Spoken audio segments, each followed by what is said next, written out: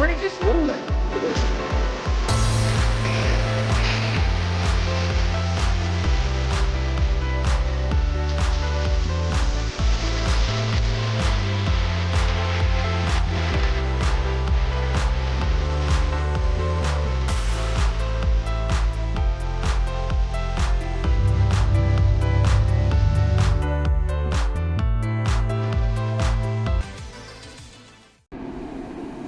All right, what's going on, everyone? This is Matt, Squeaky Clean Air. Today we have a customer bring in some bags that he was using for a while, I guess, and with a lot of camber, and they have some rubs on them. Surprisingly enough, they didn't blow with so much rub on them. It just goes to show how strong Squeaky Clean Air bags are, but that's awesome. Anyways, but these are going on a different car, so they brought it in for me to replace because they want to sort of give a better, you know, a better bag without any issues. Let's see if I can change that. It's probably a little bit better. Yeah, there we go.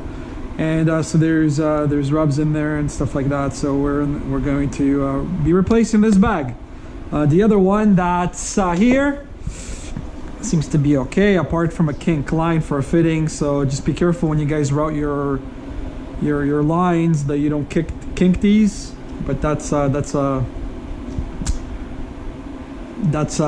installation issue, and I'm not really sure why they ran the line in front of the struts. You should never do that. These should always go behind over here and sort of should go on a small little loop. So I'm not really sure why they twisted it and put it in the front, but anyways, I will mention that to the customer when he picks up, because I think they did their own installation with this setup.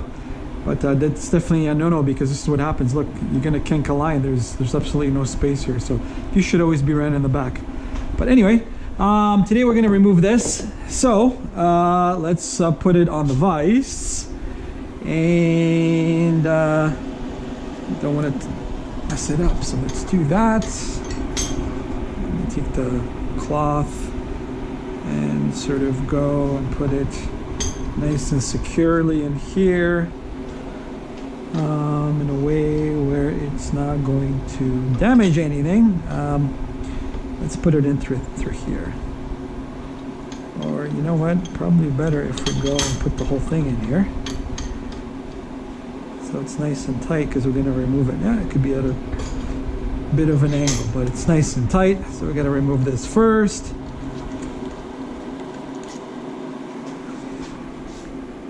Okay, we're going to break it with our trusty where are you? Right here. No, it's inside the car. Okay, so we're going to break it using our other impact. This is, I believe it's a 19. I'm not going to use an impact wrench, but I'll be able to use a 3/8. Let me just double check. Nope, it's a 17.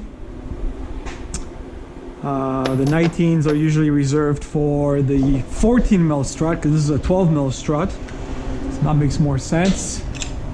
Let's break it with the DeWalt Extreme series.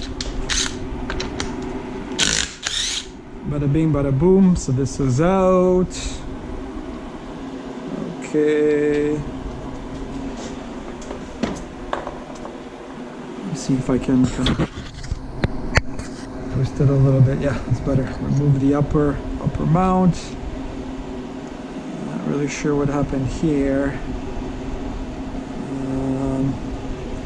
I don't know why there's an O-ring here. We can figure that out. Looks like these were opened, because it's not something that I would do. Over here, kind of nice and tight. Let's see if we can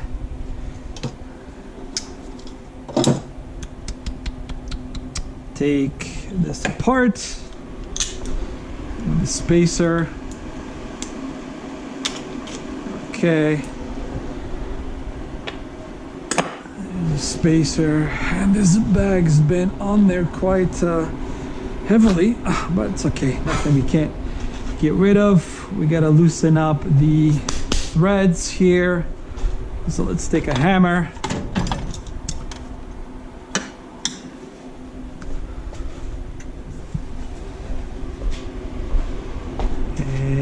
sure the bottom one is tightened.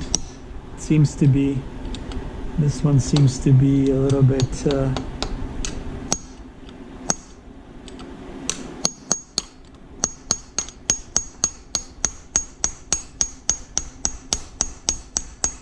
there's absolutely really no point on making your struts go that compressed, because you're still going to get the same lowering whether you do it like this or that. So this is a no-no. You guys should not be killing your struts. Like whoever is doing this didn't need to make it so low. But everyone's an air suspension specialist, you know, without doing proper research. But you know, it doesn't really matter as much. Maximizing or maximum lowering your struts or compressing your struts like that in order to get maximum drop, there's a problem with your suspension, and most likely this is an FRS BRZ bag. And the reason why FRS and BRZs don't drop in the front is because you need to notch your sway bar. So you could compress this strut as much as you like, all the way to the top, meaning all the way to the bottom, so there's absolutely no threads. You're still not going to get maximum lowering. So making your struts without any threads in here in order to bring it all the way to the bottom, you're not really helping yourself. You're just making it harder for you to later adjust everything. So again, that's just research. You guys need to kind of like look at different avenues of trying to make your car lower. If it doesn't lower all the way, it's not because of the air struts and because of the lowering of the bag. It's most likely because there's something else in the way. Like for example, the Jettas don't lower all the way, is because you need to notch the frame, and then you'll be able to lower. Same thing with BRZs and FRSs, which this happens to be from, is to go lower on the FRSs and BRZs, you need to notch your sway bar, or you need to notch the channel right above the sway bar, so when the car drops, it doesn't drop all the way on the sway bar. So there's absolutely no need to sort of bring this all the way in, and you're not going to get maximum drop. So that's not a good way to go around it. But anyways, we're going to remove this, and let me tighten it up.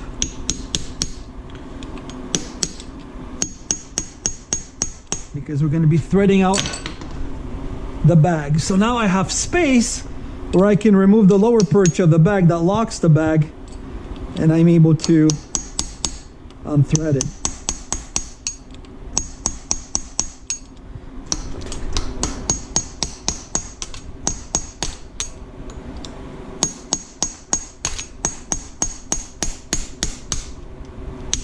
There you go.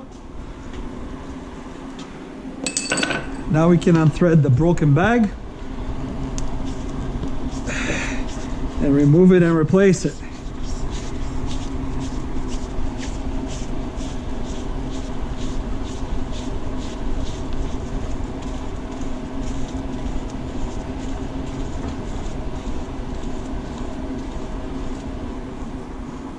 So guys, be careful when you're doing installations of air suspension that you don't, you know, that the bags or anything like that does not come into contact with any control arms.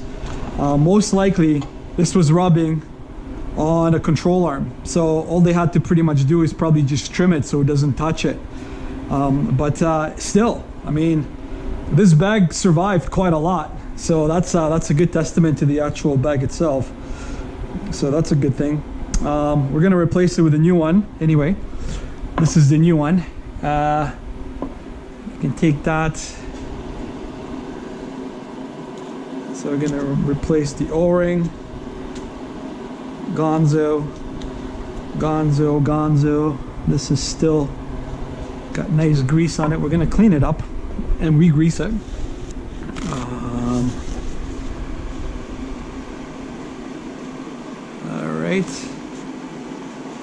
All right. We're gonna put a new O-ring in here.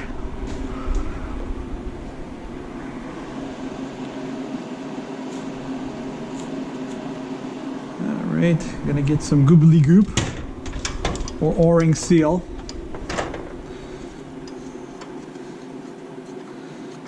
Call it the O-ring juice. You could call it for what you want. And let's bless it.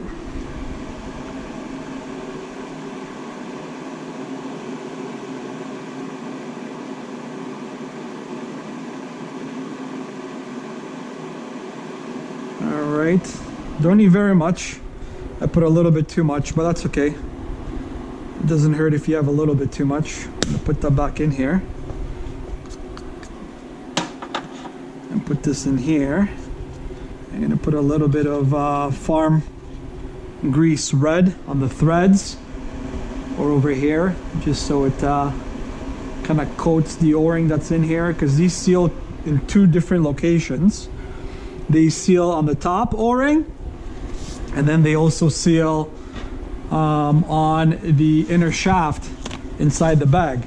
That's how majority of bags out there seal. There's o-rings inside here.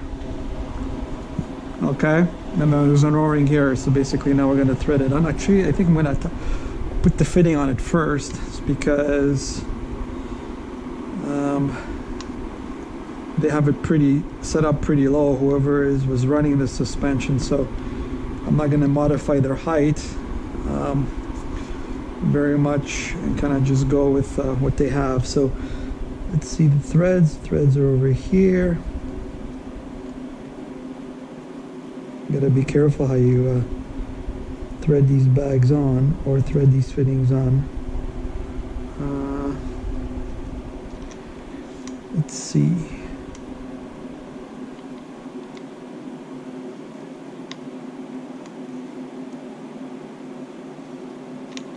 Nope.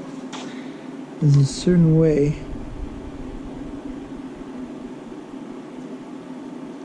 that it will go on there. There you go. Never force it. Never force these threads on the fittings, because if you cross thread it, you're gonna have leaks. So once you kind of start it up and you let it in correctly, then it'll sit in nice, and then just basically keep tightening it up. We're gonna do a leak test afterwards anyways, to make sure that they don't leak. But make sure that you thread them in whenever you're putting in the fittings, so they don't you don't cross thread them. It's better to double check than later repair and fix. But that's pretty snug. You don't have to over tighten it and overkill it. 9/16 is the usual thing for it. So now we can spin it through and put it on and replace the bag. So let's see, it's on the threads.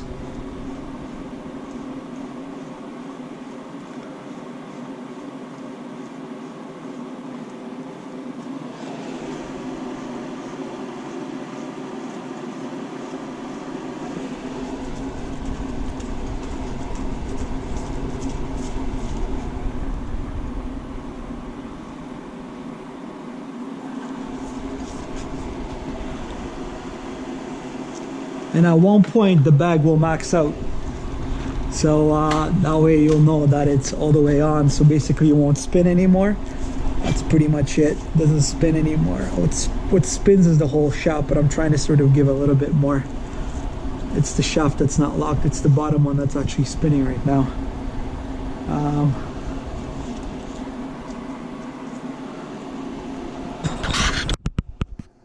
I think that's better. Yeah. So we're gonna kind of spin it through just to the fittings on the back.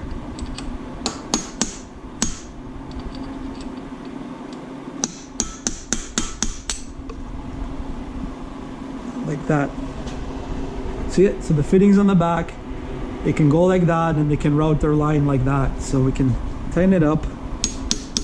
I'm just gonna leave it as it is. Lock up the bag.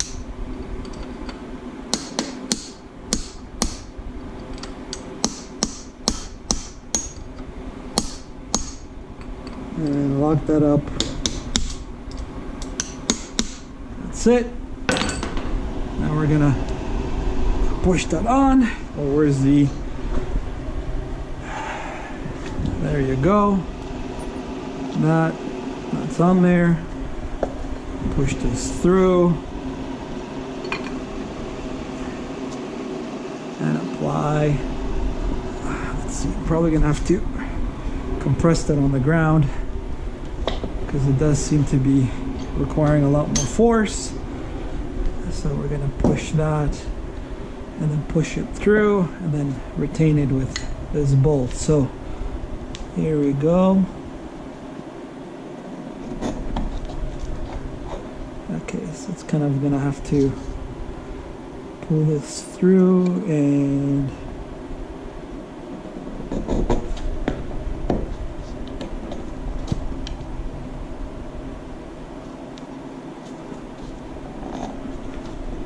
it's a bit of a mission sometimes with these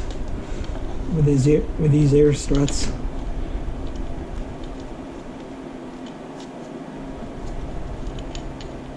Or this happens to be a conversion, so it's not that easy.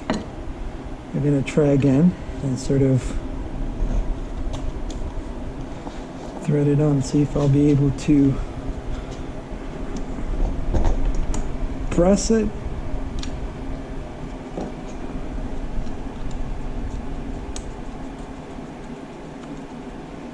Gonna start it, and that should be it actually.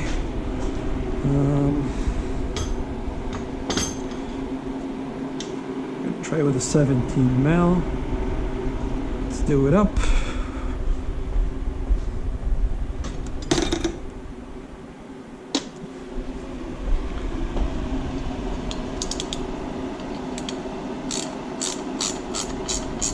There we go.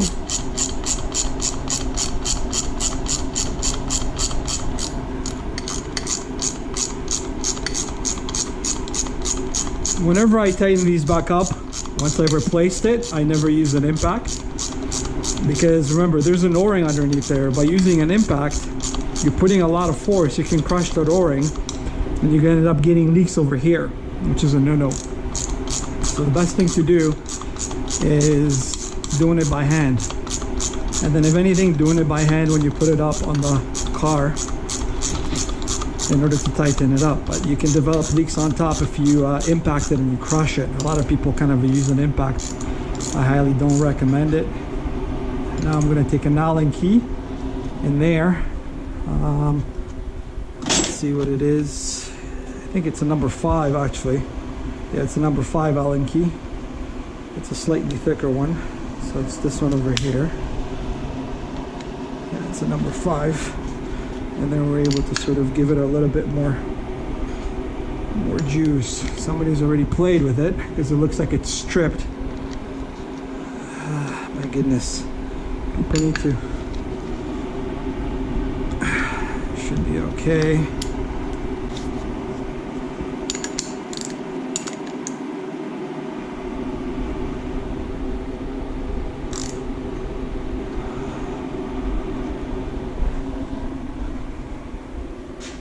Okay, that's that.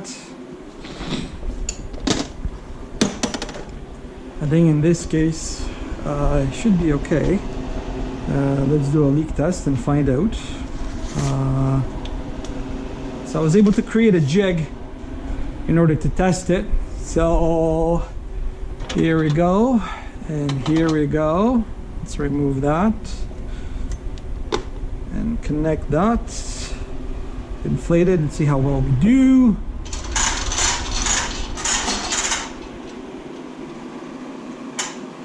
There we go. Usually leave it on for 20 minutes or so. If it doesn't leak, it usually won't leak. So we're gonna inflate it up.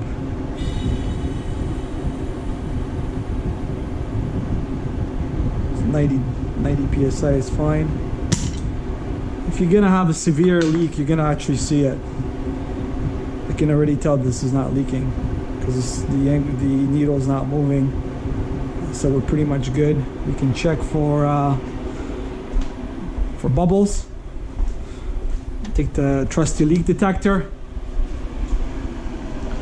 at the fitting side over here. No bubbles. No bubbles. No bubbles. Yeah, so let's leave it. It's what? It's